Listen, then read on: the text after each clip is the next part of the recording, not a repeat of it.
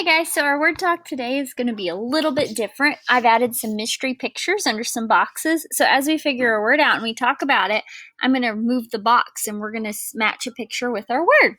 Are you ready? And you don't have to write at home today because I would rather you be looking and listening. But as always, you're more than welcome to. All right, here is our first one. We're going to code it with red. I see a digraph CH. It gets one line. We know that it says ch. I see I. He is definitely in a closed syllable. He's being blocked. This is the end, and he's being blocked. So he gets a brief. He says I. Digraph CK. One sound that cannot be pulled apart. It says k.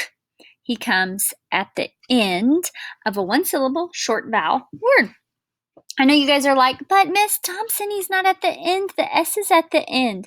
But remember, S is a suffix. We can box him up and ship him off on vacation and read our base word if we need to. So he is definitely still at the end of the base word, especially once the S is gone. Let's go ahead and read our word. I'm going to highlight all the parts we read. CH says ch.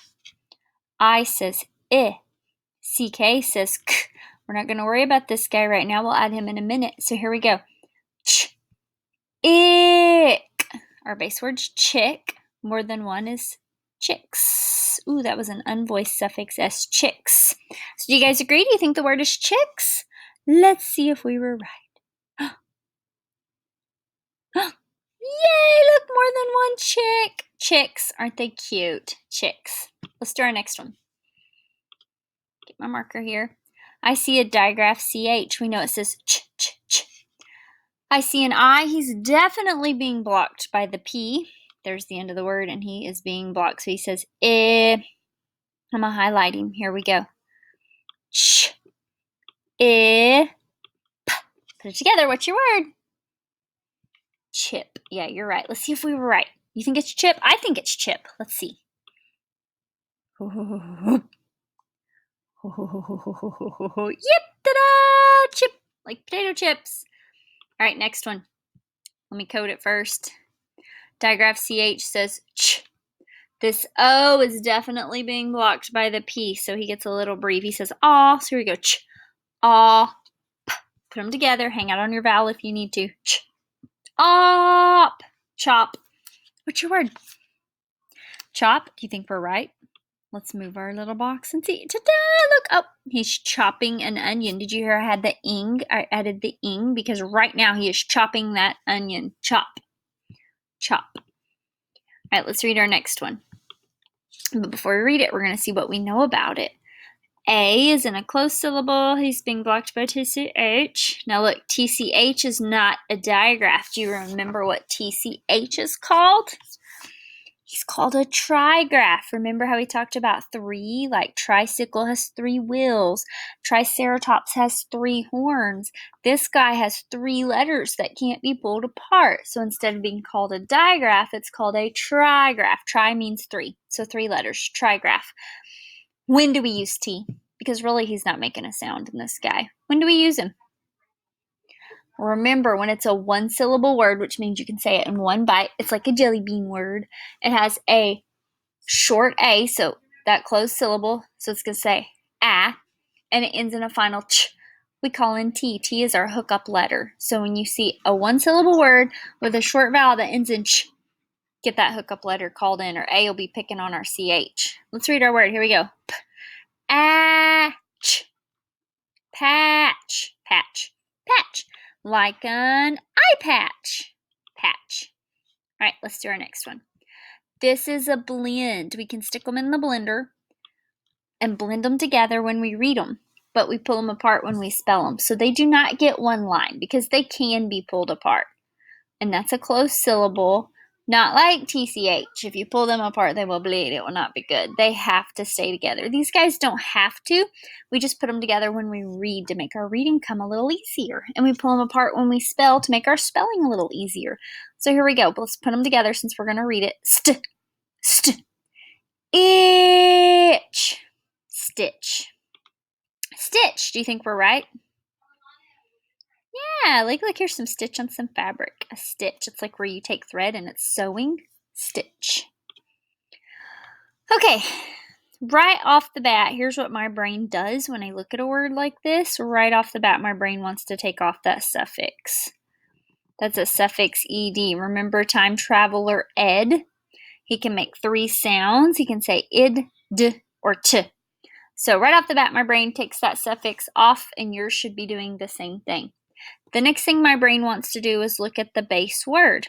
So let's read our base word. That's the word that's left behind when we box the suffix up. And remember, a suffix is a letter or group of letters added to the end of a word to change what it means. So we know ed changes it to mean it has already happened because he's a time traveler. He takes us back in time. So look at our vowel. He's a short vowel. He gets a breathe. We have a blend on the end. We blend them together to read them, and we pull them apart when we spell them. So you guys would look at this word and think, holy moly, Miss Thompson, it has 6 letters in it, and I'm kind of confused, and I don't know all this stuff. That's okay. We're learning. Take away your ed. Make him go away. Send him on vacation. He's going to Hawaii. Have fun there. Let's read our base word. And. Land. Land. That's how we say it in our accent. Land. If it's already happened, and I'm going to show you the picture to help you think about it that way. Like, look, the plane is actually really cool. It's a water plane. It can set down on the water. It has special, I don't know what you call it. I guess runners on the bottom of the plane that lets it float. It's a floating plane, so it can be landed on water. So look, it's already just come down on water. So you would say that plane has landed. Yeah, it's already happened. It's already landed right there. He's not still up in the air. He has landed. It's already happened. So landed. This time traveler ed, he's saying id. We're almost done. Bear with me. Our next one, I want you to look at this guy. First thing I want to do is take that suffix off. And my brain is so used to reading, guys, that it automatically does that. I'm helping you to get your brain to where it wants to automatically take that off and realize that's a suffix. It can be added or taken away. It means it's happening right now, and it says ing. So let's read our base word. We have a blend, and my brain automatically does this when I read. I've read a really long time. When you guys have read a really long time, your brains will automatically start doing this stuff. But I'm trying to help you right now get your brain to where it's thinking about this. So always be doing this part with me. This is probably the most important part of our reading every morning. Okay, A is in a closed syllable, so we know he's going to say ah. And we have a blend on the end. This guy's in Hawaii, so we're going to read our base word. St. And stand, but we live in America, so we say stand, not stand. Stand. So if it's happening right now and you have someone who's just standing there, look like right now she is standing. It's happening now. So we put our ing on the end and we say standing, standing. Remember, ing says ing. All right, next one. Again, right off the bat, I see a suffix es. I know he says is. We use a suffix es when we're wanting something to have more than one, but our base word ends with an x, s, z, ch, and there was another one. I'm missing it.